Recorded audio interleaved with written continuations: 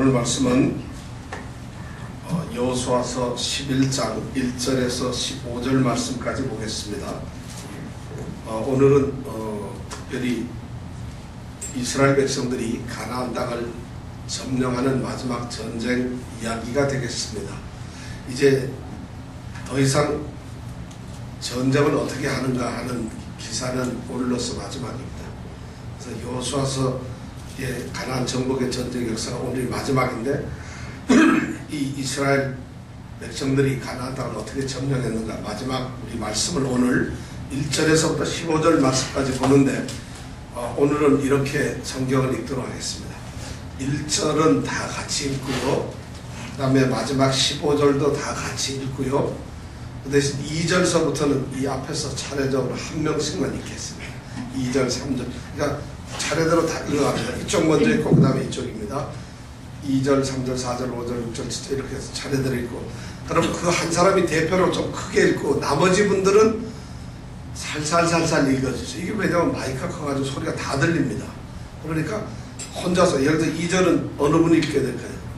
이정근 집사님 읽게 되겠죠. 그럼 이정근 집사님 읽을 때 다른 분도 같이 따라 읽는데 마음속으로 소리를 좀 작게 해서 읽고, 이정근 집사님은 크게 읽어야 됩니다. 2절. 그리고 자기가 읽은 절에 대해서 말씀을 이제 나누면서 그 의미를 제가 그분한테 물어보겠습니다. 그러니까 읽는 성경을 잘 기억하고 무슨 내용인지 알아야 됩니다. 그래서 설교하는 중에 이거 이제 내가 읽은 설명들이 나온다 하면 대답할 준비를 항상 예비하되 온유하게 두려움을 하고, 알죠? 자, 그러면 11장 1절 읽고 그 다음에 2절 3절 계속 연달아 읽는 겁니다. 그리고 15절은 같이 읽는 겁니다. 한번 해보겠습니다. 자, 같이 읽겠습니다. 시작. 하솔왕 야민이 이 소식을 듣고 마돈왕 요밥과 시므론 왕과 악삿 왕과 및 북방 산지와 빈넷도 남편 아라바와 평지와 서방 돌의 높은 곳에 있는 왕들과 동서편 가나안 사람과 아모리 사람과 헷 사람과 그리스 사람과 산지 예부스 사람과 이스바산 헤르몬산 아래 이 사람들에게 사람을 보내매 그들이 그 모든 군대를 거느리고 나왔으니 민중이 많아 해변의 수다한 모래 같고 말과 병거도 심히 많았으며 이 왕들이 모여 나와서 이스라엘과 싸우려고 메론 물가에 함께 진쳤더라. 여호와께서 여호수아에게 이르시되 그들을 인하여 두려워하라. 내일 이맘때에 내가 그들을 이스라엘 앞에 불러 몰살시키기 위해 너는 그들의 말 뒷편에 힘줄을 긋고 불러 그 원고를 사려라. 이 여호수아가 모든 두 사람에게 메론 물가로 가서 절기에 습했는데 여호와께서 그들을 이스라엘의 손에 붙이심으로 그들을 격파하고 큰 시돈과 미스롯봇 마임까지 쫓고 동편에서는 미스바 저기까지 쫓아가서 한 사람도 남기지 아니하고 쳐 죽이고, 여호수아가 여호와께서 자기에게 명하신 대로 행하여 그들의 말 뒷발의 힘줄을 끊고 불러 그 병거를 살랐더라. 하솔은 본래 그 모든 나라의 머리였더니 그때에 여호수아가 돌아와서 하솔을 취하고 그 왕을 칼라로 쳐 죽이고 그 가운데 모든 사람을 칼날로 쳐서 진멸하여 호흡 있는 자는 하나도 남기지 아니하였고 또 불로 하솔을 살랐으며 또 여호수아가 그 왕들의 모든 성읍과 그 모든 왕을 취하여 칼라로 쳐서 진멸하여 여호와의 종무새 모세의 명한 것과 같이 하였으되 여호수아가 하솔만 불살랐고 산 위에 건축된 성읍들은 이스라엘이 불사르지 아니하였으며 이 성읍들의 모든 재물과 가축은 이스라엘 자손들이 탈취하고 모든 사람은 칼날로 쳐서 진멸하여 호흡이 있는 자는 하나도 남기지 아니하였으니 여호와께서 그저 모세에게 명하신 것을 모세는 여호수아에게 명하였고 여호수아는 그대로 행하여 여호와께서 모세에게 하나도 행치 아니한 것이 없었더라. 이렇게 읽으니까 성경 말씀을 읽으면서 헛기침을 하시는 분들이 많이 생겼어요. 왜냐하면 잘 읽어야 되니까. 근데 남들하고 같이 읽을 때는 그냥 얼렁 해도 되지만 읽을 때는 잘 읽어야 되잖아요. 그리고 이제 그 구절을 다 읽으셨으니까 그 구절에 대해서는 곰곰이 한번 생각을 해보세요. 생각을 하면서 오늘 말씀을 우리가 생각해 보려고 합니다. 오늘 말씀은 이스라엘 백성들이 이제 가나안을 점령하는 마지막 장면입니다. 이 마지막 전쟁이 그러니까 최후의 전쟁이라는 이런 말씀이에요. 이스라엘이 지금서부터 아브라함으로부터 하나님께서 아브라함을 선택하시고 내가 너에게 약속한 그 땅을 주시겠다고 한 그 땅, 그 가나안 땅을 드디어 점령하고 차지하는 그 순간이 바로 오늘 11장에 있는 말씀이에요. 430년의 애굽 종살이를 마치고 40년의 광야의 삶을 살고 드디어 그들이 점령하는 이 가나안 땅은 점령해서 끝나는 날이 바로 오늘 2월 28일이 아니고 11장 1절에서부터 15절 말씀이라는 거지. 자, 그렇다면 이 말씀 우리가 생각하면서 마지막 전쟁에서 하나님은 이스라엘에게 어떤 일을 하셨습니까? 그리고 이 마지막 전쟁에서 이스라엘은 무엇을 했을까? 마지막 전쟁에서 일어났던 그 사실을 우리가 오늘 한번 찾아가 보자는 것이죠. 자, 1번 말씀에 보니까 1절에 보니까 이렇게 돼 있죠. 하솔왕 야빈이 이 소식을 듣고 이렇게 되어 있습니다. 자, 하솔왕이 무슨 소식을 들었다고요? 이 소식을 들었다 했어요. 이 소식. 하솔왕이 무슨 소식을 들었다? 이 소식이 뭘까요? 아, 이정은 집사님이 다음 주 월요일날 LA를 간다. 이 소식일까요? 동생이 한국에서 왔기 때문에 LA를 간다. 이런 소식. 자, 이 소식. 하솔왕 야빈이 이 소식을 들었어요. 무슨 소식을 들었을까요? 여호수아가 어떻게? 전쟁하고 있다? 길갈진. 예, 우리가 이게 뭐냐면 바로 10장에 있었던 얘기예요. 10장에서는 무슨 얘기가 있었는가 하면 이스라엘이 가나안 땅의 남부 지역을 완전히 점령했어요. 그런데 5나라 왕이 예루살렘 왕 아도니세덱을 중심으로 해서 5나라 왕이 뭉쳐가지고 기브온이 배신을 하고 이스라엘과 화친을 하니까 기브온을 죽이려고 왔죠. 성을 무너뜨리려고. 지난주 생각나세요? 그래서 기브온을 공격하려고 에워쌌는데 그때 기브온 사람들이 여호수아에게 우리를 좀 살려주세요 해서 길갈에 있는 진으로 사람을 보냈더니 길갈에서 여호수아 군대가 올려왔어요. 밤새 올라와서 그 다음에 아침에 기습을 쳤어요. 단숨에 점령을 하고 그 5왕을 다 죽이는 장면을 우리가 지난주에 생각했어요. 기억나세요? 근데 그 전쟁에서 위대했던 것이 뭐였죠? 10장 12절에서부터 15절까지 말씀해 보면 뭐였죠? 여호수아의 기도가 생각나죠. 여호수아의 기도가 뭐였을까요? 지난주에. 벌써 일주일 지났는데 다 잊어버렸어요. 이거 생각해 보세요. 우리가 오늘날 눈앞에 해가 멈추어 있고 달이 멈추어 있는 이런 장면을 보면 그거 죽을 때까지 안 잊어버릴 거예요. 그런데 성경에 남아있는 건 우리가 이렇게 금방 잊어버려요. 어제 뉴욕에서, 미국에서 엄청난 일이 있었어요. 깜짝 놀랄 일이. 무슨 일이었는가 하면 미시시피 주에서 그 홈스 카운티라고 하는 그 동네가 있는데 거기에서 무슨 일이 있었는가. 이게 어제 있었던 일이에요. 근데 여러분 뉴스를 못 봤으니까 제가 말씀드리는데 78살 먹은 월터 윌리엄스라고 하는 사람이 있었는데 그 사람이 좀 몸이 안 좋아서 계속 아팠어요. 그러다가 26일 날 그저께 26일 날 밤 9시에 병원에 입원을 했다가 죽었어요.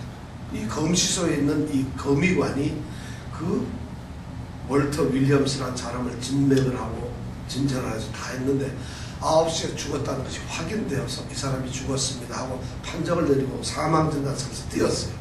그 죽어가지고 이 사람을 시체를 덮는 그 통에다가 넣어가지고 봉지에다 싸가지고 가족들에게 넘겨줬죠. 그래서 가족들이 장의사로 가져가가지고 장의사가 관에다 넣고 이제 시체를 염하기 위해서 준비를 하는데 26일날 밤 9시에 그랬으니까 어제 저녁 때 바로 어제가 27일 저녁이에요.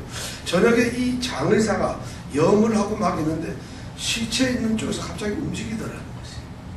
뭐가 들어갔나 잘못 들어갔나 봤더니 다리 쪽에 다리가 이렇게 움직이더라는 거지. 얼마나 놀랬겠어요. 이게 뭔가 해가지고 그 다리가 움직이는 걸 보고 이 장의사가 깜짝 놀래가지고 봤더니 살아났다. 그래서 의사에게 데려갔어요. 그리고 검사가 갔더니 어떻게 된 거야? 사망 진단서 확실하다 이게. 호흡도 끊어졌고 맥박도 다 끊어져 죽었는데 만 하루 만에 살아난 거죠. 그러니까 가족들이 뭐냐면 독실한 크리스찬이라는 게 전부 다 하나님께서 우리 기도를 들어주셔서 살려주셨다. 하루에 살렸다. 이게 지금 AP통신을 전 세계에 지금 뉴스가 나가고 있어요. 근데 여러분들은 못 들었으니까 천만 다행이에요. 이게 저만 들은 것 같아서. 이게 한국에는 지금 그리고 전 세계 이런 뉴스가 지금 다 하고 있어요. 하루 죽었는데 어떻게 살 수 있을까? 여러분 이런 얘기를 하면은 이게 오늘 우리의 어제 얘기니까 이러는데 태양이 머물렀다는 얘기하면 지난주 들었는데 다 잊어버린다. 왜 이럴까? 말씀에 좀 우리 이 집중을 하고 말씀이 우리에게 와닿지 않는 거예요. 사실 우리 신앙생활의 가장 맹점이 뭐냐면 하나님의 사랑 이러면은 그 사랑이 너무 많이 들다 보니 식상해버려요. 그래서 별로 느껴지지도 않아요. 하나님의 능력 그러면 느껴지지 않아요. 그런데 오늘 말씀 이 11장의 말씀은 그것을 우리 보고 느끼기를 원하는 거예요. 제발 하나님의 능력을 깨닫고 있어 하나님의 말씀을 제대로 우리가 한번 그대로 느끼면서 한번 살아보자는 것이 11장에 흐르고 있는 말씀이에요. 우리가 오늘 그런 마음을 가지고 11장 읽어보면 돼요. 하솔왕 야빈이 이 하솔이라고 하는 성이에요.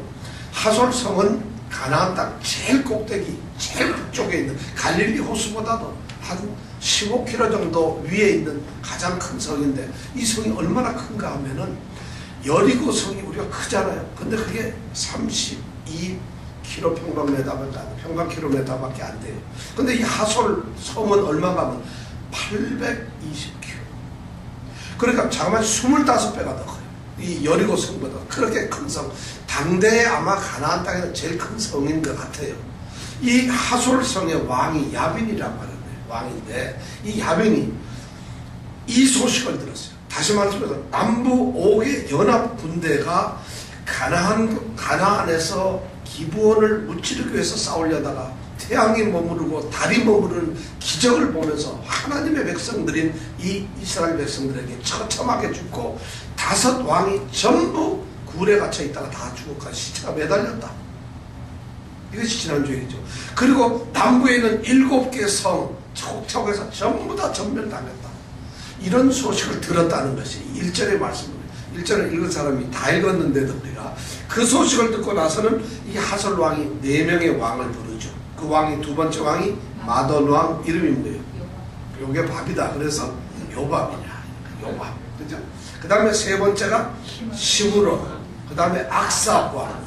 이 4명의 왕을 불러서 요 사람들이 주동이 되어가지고 드디어 싸움을 하는 거예요. 그리고 이 사람들이 이스라엘을 대적해서 이제 준비를 하는 거예요. 여러분 우리 생각에 이 소식을 들었다가 만약 내가 야빈 왕이라고 생각해보세요. 그럼 어떻게 생각했어요? 야빈은 큰 성이니까 그 당시에 그렇게 큰 성이면 요즘으로 말하면 큰 나라잖아요. 그러면 세계 정세나 뉴스를 너무 잘할 거예요. 이스라엘 백성들이 430년 종살이 하다가 40년 광야를 헤맸는데 어느 날 혜성같이 나타나더니만 요단 동편에 있는 모든 왕들 다 죽이고 요단강 거뜬하게 건너고 여리고 아이성 기브온 화친하고 남부 싹쓸이해서 지금 그리고는 하나님이 이 가나안 땅을 주셨다. 그래서 그들은 무조건 이긴다. 이런 소식을 만약 들었다고 가정을 해보세요. 어떻게 하겠어요?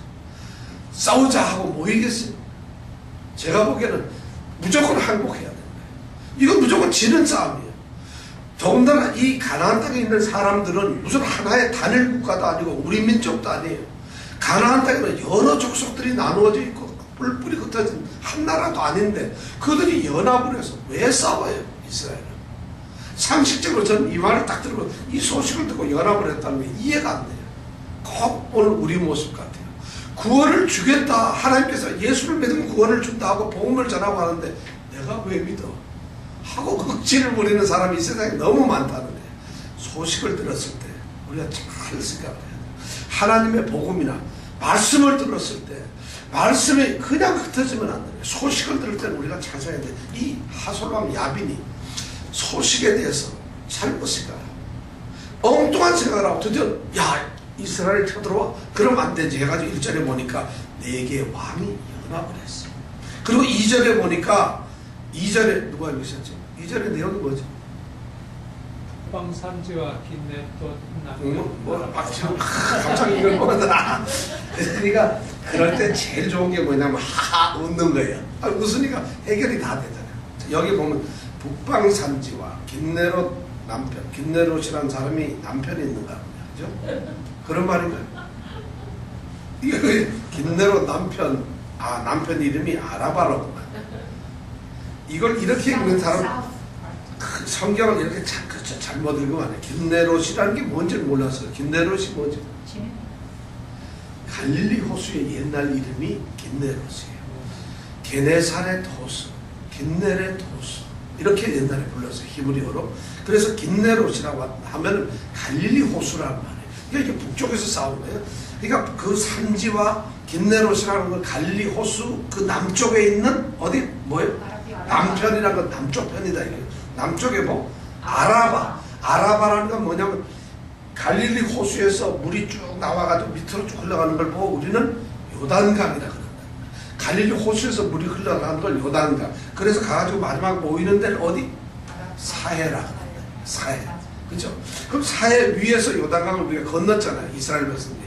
이 요단강이 쭉 흐르는 이 여기가 양쪽이 계곡이 한 3km 이상 된다는 계곡인데 저는 안 가봤어요. 근데 그렇게 다 하더라고요. 이 계곡을 아라바 계곡이라고 해요. 이 계곡 쭉 다. 그러니까 이스라엘의 요단강을 줄기로 해서 아라바 쪽에 있는 땅 이 말하는 거죠. 그 다음에 평지. 평지는 무슨 말인지 알죠? 제가 지난주에 얘기했는데 이 이스라엘 땅은 이렇게 올라가 요단강에서 여기서 올라와가지고 이렇게 산 꼭대기에 올라와서 이렇게 내려가고 여기가 지중해라고 했어요. 이 산 꼭대기에 예루살렘이나 이런 데가 있고 여기를 우리가 산지라고 그랬다. 그래서 산지. 그 다음에 이 남쪽을 여기를 뭐라고? 평지라고 그랬다. 왜냐면 여기가 평평하니까 여기는 산이고 다 하면 그렇잖아요. 이스라엘 지리가 이렇게 생겼다는 거예요. 그래서 예루살렘에서 이래 보면 사해가 먼 거리인데도 보여요. 그거 참 날이 좋은 날은 다 보인다. 그러니까 그렇게 이 지도가 이렇게 생겼는데 바로 그런 평지와 그 다음에 또 서방님이 아니고 서방 그 다음에 뭐라고 됐어요? 돌에 높은 거. 돌이라는 게 뭐예요? 그랬으면 좋겠는데 요 돌도 지명 이름이에요. 요 돌이라는 데는 구약에 보면 자주 나오는데 갈멜산이라고 하죠. 갈멜산에서는 우리 이사야와 아세라 여신 그쪽 엘리야 그 왜 싸웠던 엘리야가 그 왜 850명의 그 바알신 그 숭배자랑 싸웠잖아요. 그 갈멜산에서 조금 더 내려오면 지중해 해변가로 이렇게 탁 올라온 데가 있어요. 근데 여기가 딴 데보다 지리가 좀 땅이 높아요. 그래서 여기에 보면 그 동네 이름이 돌이라고 하는 도시인데 그 돌에 높은 그래서 그 돌만 나오면 늘 높다고 그러는 거죠. 자 2절에 보니까 1절에는 왕들이 4명만 나오는데 2절에 보니까 무엇을 얘기하고 있어요? 지리를 얘기하고 있어요. 이 말은 뭐냐면 위에 왕이 4명이 모였는데 이 지금 연합군이 모이는데 2절에 보니까 북쪽에 있는 모든 동쪽, 서쪽, 요단강은 동쪽에 있죠. 돌은 서쪽에 있죠. 다 이 모든 북쪽에 있는 지역의 사람들이 다 모였다. 이런 뜻을 얘기하고 있는 거예요. 2절이. 그 다음에 3절에 보면은 동서편, 동쪽편, 서쪽편에 어떤 사람? 자, 여기 어느 사람, 몇 사람 있나 보세요. 족속을 얘기하는데 첫째는 가나안 사람, 두 번째는 아모리 사람, 세 번째 헷 사람. 이병택 집사님이 잘 얘기해요. 네 번째 브리스 사람. 그 다음에 5번째 여부수 사람, 6번째 미스바. 그랬으면 좋겠는데 여기 들을 줄 알았어. 미스바는 땅 이름이에요. 자, 무슨 족속? 히위 사람. 히위 사람이 누구라고 그랬죠? 지난번 기브온 족속이에요. 이 사람들이 화친했던 사람. 6개 족속. 근데 우리가 가나안에는 몇 족속이 산다 그랬었죠? 성경에 7 족속이 산다는데 한 족속이 빠져 있어요. 기르가스라고 하는 족속이 하나 빠져 있어요. 이렇게 가나안 족속 6 족속을 기록을 해둔 것은 가나안 땅에 살고 있는 모든 족속들이 연합을 했다 이런 뜻이에요. 1절은 왕이 4명, 2절은 지리적으로 지형적으로 5군데, 3절은 족속이 6족속. 여기에 그러면 족속을 보면 여부스 사람이라고 하는 게 나오는데, 여부스가 어딘지 아세요? 여부스라는 말은 예루살렘을 옛날 이름으로 여부스라고 했어요. 여부스는 예루살렘이라는 말의 옛날 이름이에요. 그러니까 여부스 족속이라는 건 예루살렘 근처에 살고 있는 사람들을 말하고 있어요. 그럼 예루살렘은 우리가 지난주에 10장에서 남부 연합군의 대표였잖아요. 근데 졌는데 이 남은 사람들이 또 왔다는 거죠. 이 북쪽까지 와서 싸움을 하기 위해서 연합군이 되었다는 거죠. 이 3절의 말씀은 바로 그런 걸 전부 다가 모였어요. 그러니까 이스라엘을 대적하기 위해서 가나안에 있는 땅에 있는 사람들이 어쩌면 전체가 모였다는 이런 의미를 지금 강조를 하고 있는 거예요. 그렇게 해가지고 이 사람들이 와서 4절에 보니까 그 군대가 얼마나 많은가. 그 모든 군대를 거느리고 나왔으니까 민중이 많아서 해변에 수다한 모래 같았다. 말 셀 수가 없었고, 그 다음에 거기에는 뭐가 있었어요? 말과 병거가 있었다.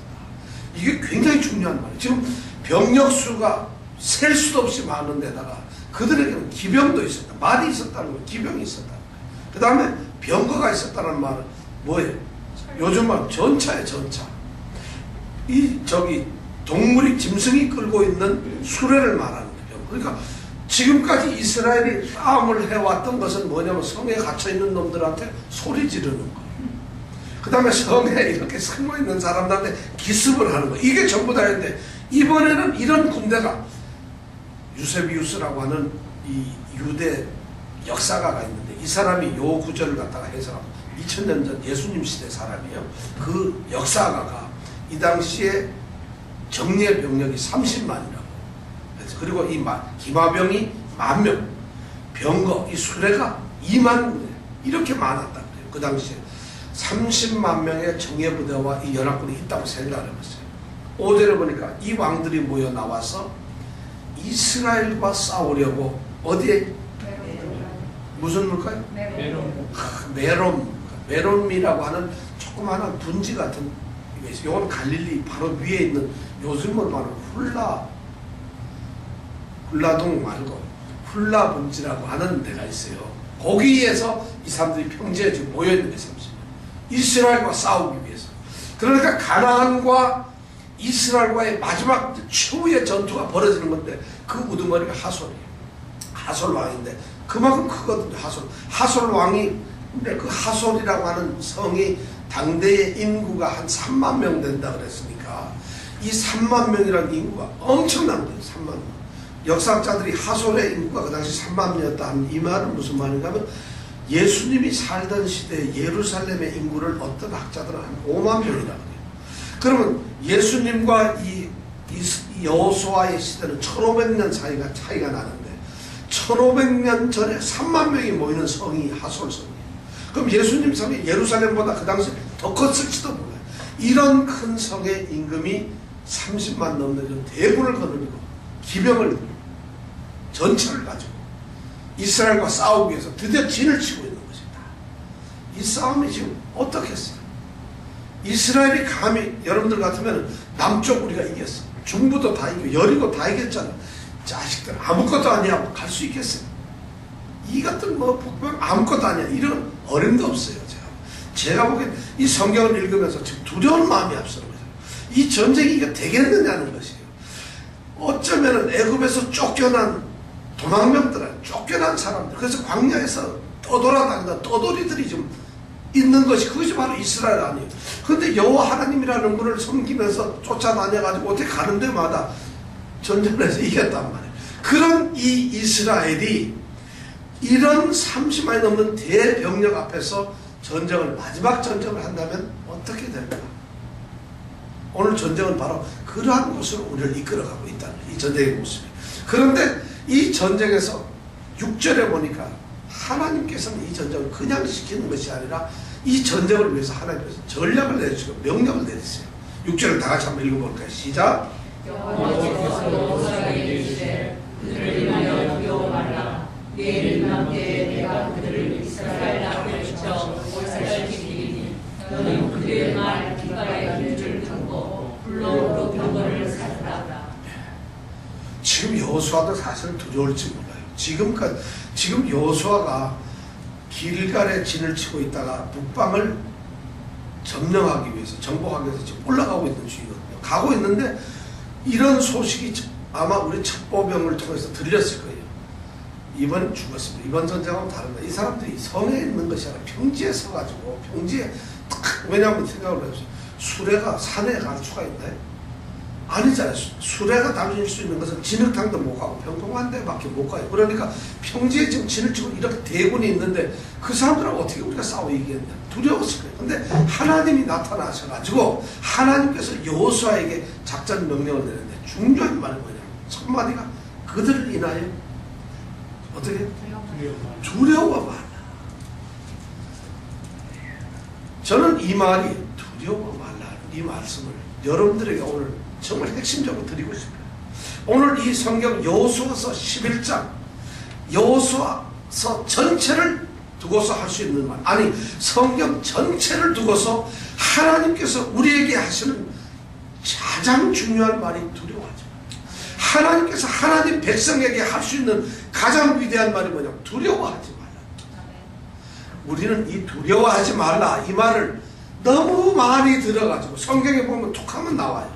그러니까 두려워하지 말라고 별로 실감도 안 나고 왜 두려워하는데? 아니 뭐가 두려운데 이런데 지금 이 여호수아가 서 있는 이 입장에서 보세요. 두려워하지 말라는 것이 얼마나 위로가 되는지 몰라요. 근데 아마 여호수아는 이 그들을 인하여 두려워하지 말라는 이 말씀 앞에서 여호수아는 아마 굉장한 것을 느꼈습니다. 두려워하지 말라. 성경에 보면은 하나님께서 또는 우리 예수님께서 사랑하는 제자들이든 하나님의 백성들, 믿음의 사람들에게 어떤 삶을 살아가거나 어떤 일이 있을 때 어떤 하나님의 백성들이 무슨 일을 하거나 어느 곳에 있든지 하나님께서 그 백성과 맞닥뜨려서 만나서 그들이 하고 있는 일에 간섭을 하실 때 첫 번째 하시는 말씀이 두려워하지 말라. 아브라함을 하나님께서 불렀을 때 두려워하지 말라고 했어요. 아브라함이 어디요? 소돔 고모라에는 이 롯이 자기 조카 롯이 지금 잘못되어가지고 지금 연합군들한테 패퇴당하려고 하니까 그때 가려고 할 때 하나님께서 하신 말은 너 두려워하지 말라. 모세가 애굽에서 이 가나안으로 지금 출애굽하기 위해서 나올 때 그때 하나님이 하지 말라. 두려워하지 말라. 여호수아서 1장에 처음으로 하나님께서 여호수아에게 너는 이제 모세를 위해서 네가 이제 인도해야 되는데 그때 한 말이 두려워 마라. 담대하라. 뭐든지 두려워 마라. 이사야가 너무 힘들어하고 있을 때 이사야서 41장 10절 한번 찾아볼까요? 41장 10절 이사야서 41장 10절 말씀. 이 말씀을 여러분들이 기억을 해주시면 돼요. 이사야서 41장 10절 말씀 1015페이지 됩니다. 이사야서 41장 10절 말씀. 이 말씀을 한국에 옛날에 제가 보니까 김영삼 대통령이 이 말씀을 좋아했다는 거예요. 굉장히 이 장로 시절에 이사야서 41장 10절 이 말씀을 이제 1980년에 왜 한국에서 전두환 씨가 광주 사태 일으키고 해가지고 김대중 선생하고 이 김영삼 이 총재를 갖다가 가택연금 시키고 사형시키려고 그랬었잖아요. 그때 이 김영삼 그 당시 야당 총재가 23일간 단식을 했어요. 그때 단식을 23일간 하면서 죽이려면 죽여라 해서 세계 언론들 다 이게 취재하는데 한국 기자들은 취재도 못했죠. 그때 단식을 23일 하면서 성경 말씀을 읽었던 게 바로 이 말씀이에요. 계속 이 말씀만 읽었다 그래요. 자, 한번 같이 읽어볼까요? 시작. 자, 두려워 말라. 어떻게? 내가 너와 함께 함이니라. 이 말씀 우리가 들어보기 바랍니다. 그 다음에 내가 너를 내게 하게 하리라.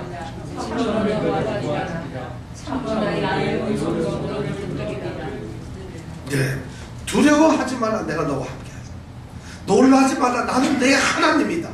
내가 너를 굳세게 강하게 만들 것이다. 그리고 내가 너를 진짜 도와줄게.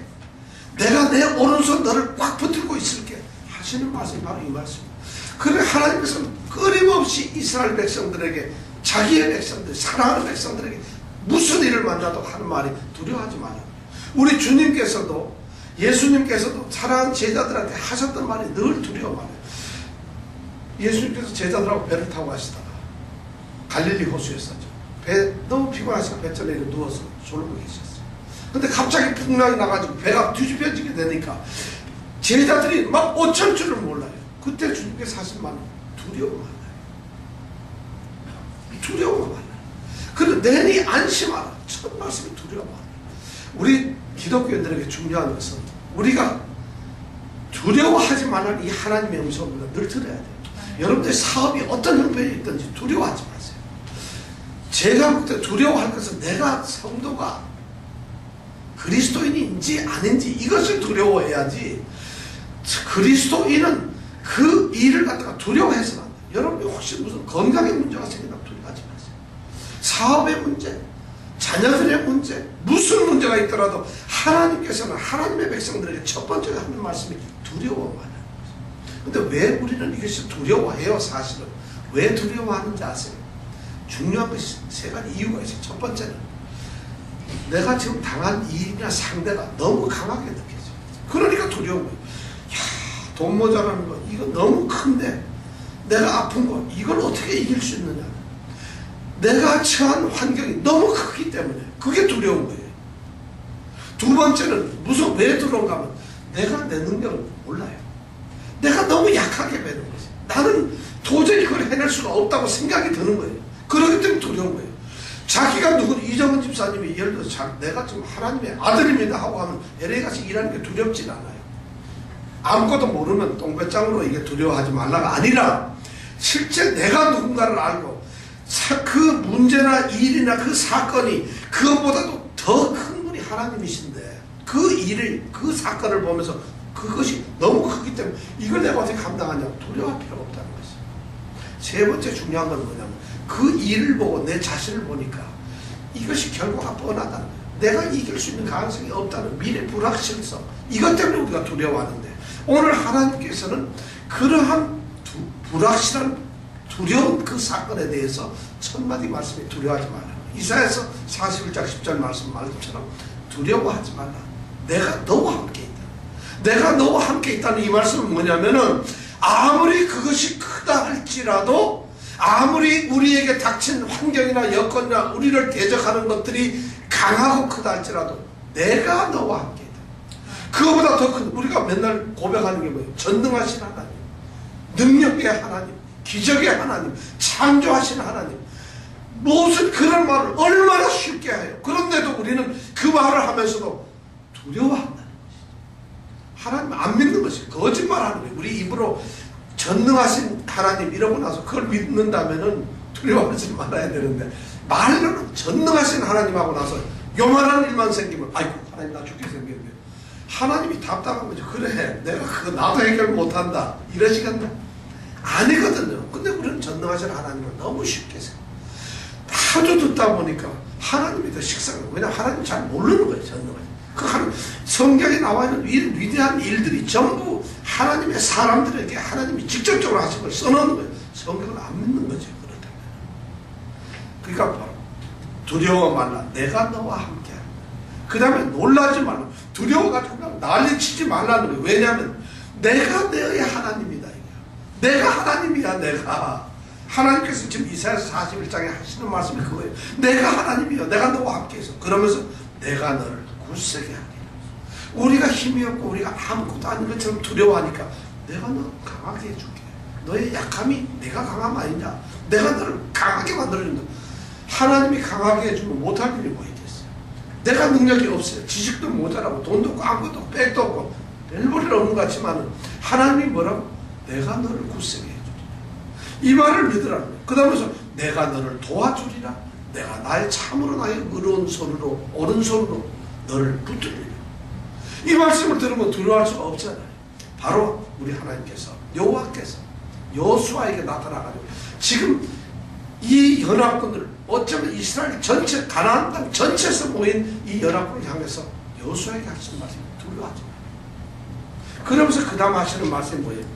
내가 내일 이맘때에 하나님이 얼마나 하나님께서 확신을 주고 싶으면 네가 이긴다가 아니라 내일 이맘때에 바로 24시간 뒤 바로 요맘때에 내가 그들을 이스라엘 앞에 붙여 몰살시키냐.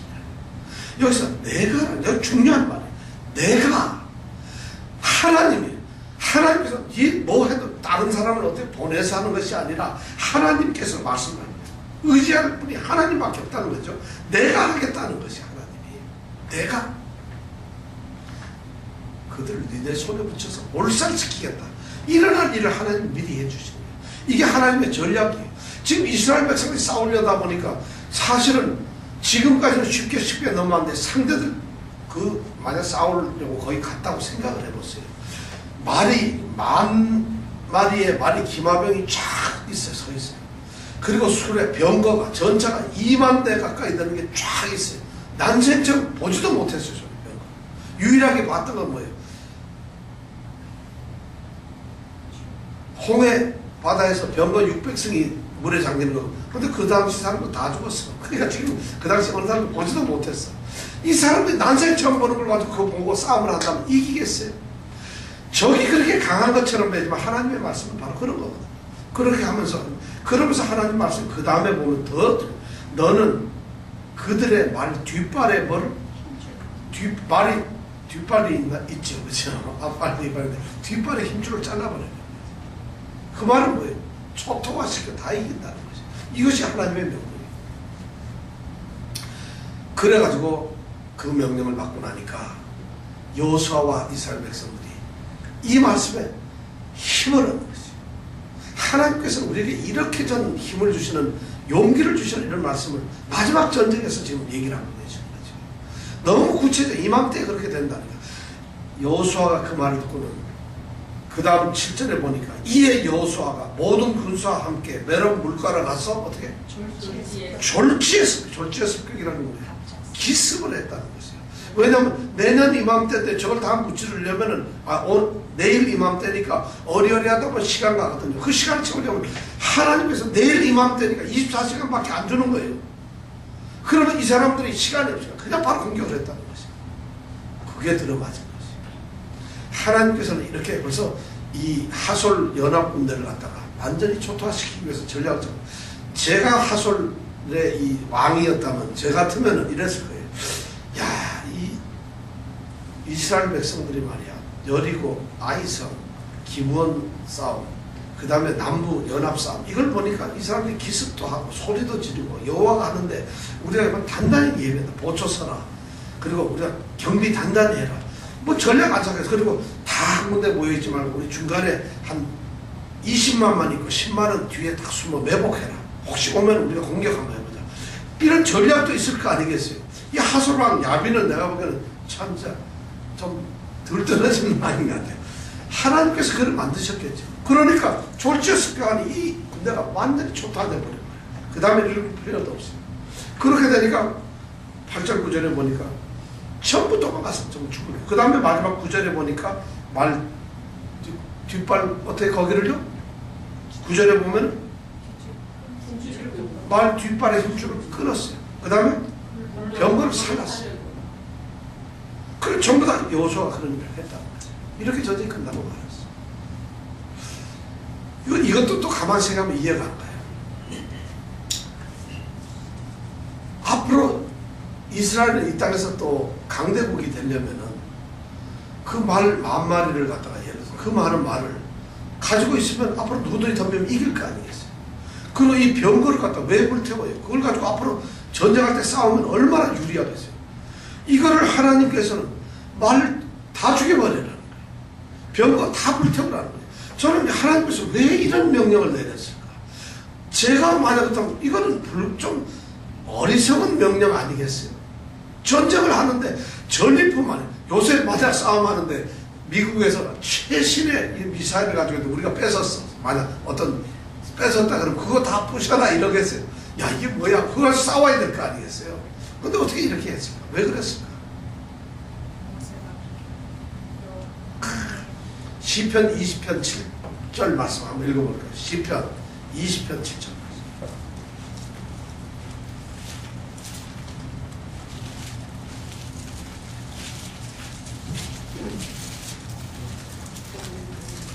시편 20편 7절 말씀 815페이지 815페이지. 자, 읽어볼까요? 시작. 혹은 병도 혹은 말을 의지하나 이는 여호와 우리 하나님의 이름을 찬양하라. 바로 이런 정말 이런 고백입니다. 혹시 하나님께서는 이스라엘 백성들 철저하게 하나님만 의지하기를 원합니다. 말을 살려두고 병거를 가지고 있으면 그것 때문에 싸움을 가지고 이기고 앞으로 할까? 하나님께서는 가나안 정복이 끝났지만 너희들이 말이나 병거를 의지하지 않고 무엇을? 하나님의 이름을 의지하도록 만들기 위해서 하나님께서 그것을 없애도록 하는 것이에요. 이것이 하나님의 뜻이라는 거예요. 그러니까 이스라엘이 거기에 하나님께 전적으로 순종을 했다는 거죠. 말을 의심하고 싶어요. 돈이 그래도 중요해. 돈이 있어야 장사를 하지. 돈이 없으면 되나. 사람을 잘 만나야지. 뭐 사람 의지하고 뭐 이런 것이 아니라 오늘 이 싸움에서 보니까 마지막 전투에서 이제 가나안 전쟁은 이걸로 끝일지도 몰라요. 그럼 이 마지막 전쟁에서 하나님께서는 강력한 것을 세 가지를 만드는 거예요. 그게 뭐냐면 첫 번째 두려워하지 마. 두 번째는 함께 하겠다. 승리를 보장하시는 거예요. 세 번째가 뭐냐면 철저하게 누구만? 하나님만 의지하라. 말이든 병거든 이런 거 하지 말라. 이것이 하나님이 세우시고 그들의 마지막 전투에서 부탁하신 하나님의 말씀이에요. 그렇게 했더니만 이 전쟁은 간단하게 끝나고 말았어요. 그래서 이들은 전부 다 죽이고 15절까지 읽어보면 하솔왕도 죽이고 하솔왕 대부분 다 끝난 전쟁. 이스라엘의 마지막 전쟁은 이렇게 해서 끝이 났다는 것이에요. 저는 이 마지막 전쟁 11장을 보면서 사실 하나님께서 두려워하지 말라 이 말을 여호수아뿐만 아니라 출애굽서부터 우리가 너무나 많이 들어왔어요. 그런데 이 11장 이제 전쟁이 없다고 하니까 이 말씀을 제가 유심히 읽어보면서 가장 마음에 와닿았던 것이 두려워하지 말라. 정말 우리 사랑하는 성도 여러분, 두려워하지 마세요.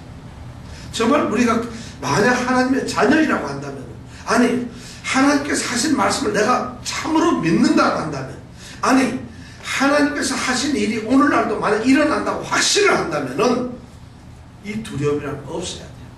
무슨 일 때문에 두려워하세요? 사업 때문에, 건강 때문에, 뭐 미래일, 장래일. 그렇다면 이 두려움 때문에 우리가 두려움 없이 좋습니다 하면 하나님이 다 해주시나요? 그렇지 않아요. 7절에 바로 그렇게 명령을 하신 하나님께서는 7절에 보니까 이스라엘 백성들이 24시간 내에 기습을 해버리고 만 결국은 그렇게 담대한 사람들이 하나님께서 우리를 사용하셔서 이걸 이루었다는 거예요. 우리와 같이 있다는 거예요.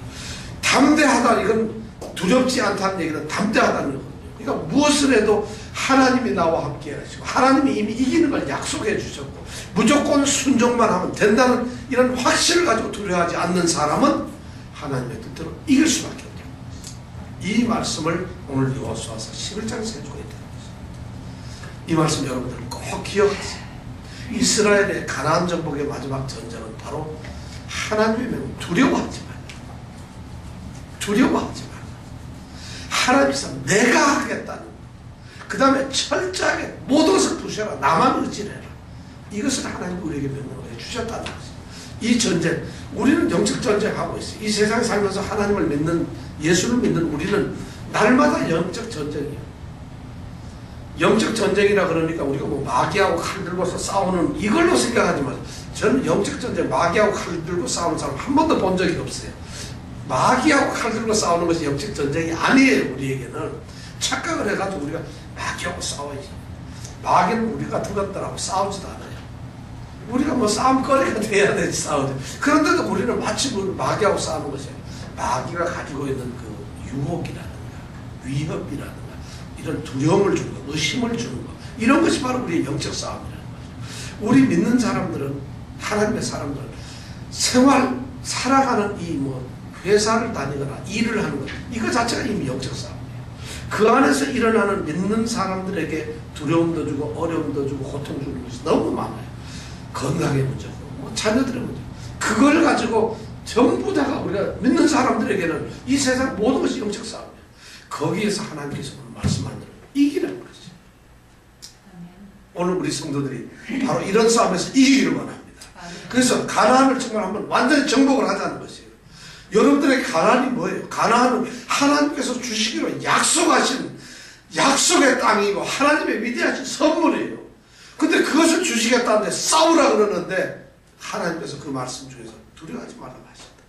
자, 여러분들 지금 처한 환경이나 뭔지 모르겠어요. 그것이. 그러나 그 모든 것 가운데서 이미 하나님께서 그 뒤에 많은 열매들, 위대한 선물들을 약속하고 있다. 가나안 그 자체를 주고 계신다는 거죠. 그럴 때 우리가 하나님의 명령대로 싸우면 그 가나안은 우리의 것이 된다는 것입니다. 이 말씀을 믿고 오늘 한번 담대하게 한번 기도 한번 하겠습니다. 자, 두려워하지 말라. 그들을 인하여 두려워하지 말라. 이스라엘 앞에 너희들 모든 것을 붙였을 테니까 어떻게 몰살시키리라. 하나님이 이렇게 내일 이맘때쯤에 내가 그들을 전부 너희 손에 붙여서 몰살시키리라. 하나님이 이런 용어를 쓰세요. 몰살시키리라. 그렇게 너희들이 하려는 거예요. 말 뒷발에 힘줄 전부 끊어버리고 병거 다 태워버려라. 아버지 하나님, 우리에게 이런 믿음 주세요. 정말 우리가 이런 확신을 가지고 이 세상 한번 살아보게 해주세요. 그냥 믿음이 무슨 사치품입니까? 그냥 이론적으로 생각해서 믿음 가져야 되는데 이런 것이 우리 마음속에 있어야 됩니다. 우리 성도들한테 이런 믿음이 만약 있다고 한다면, 이런 믿음을 우리가 갖는다고 한다면 두려워할 게 없어요. 여호수아가 우리보다 공부를 더 많이 했겠습니까? 여호수아가 우리보다 더 무슨 지혜가 더 있다고 보장을 할 수 있겠습니까? 단지 하나님이 함께하고 그것을 믿었다는 것밖에 없어요. 오늘 이것을 간절히 생각하면서 정말 한번 우리가 이 전쟁을 끝내면서 내게도 당하는 전쟁들이 너무 많습니다. 어쩌면 이것이 너무 돈도 없어가지고 이 사업이 될까 걱정을 하고 있어요.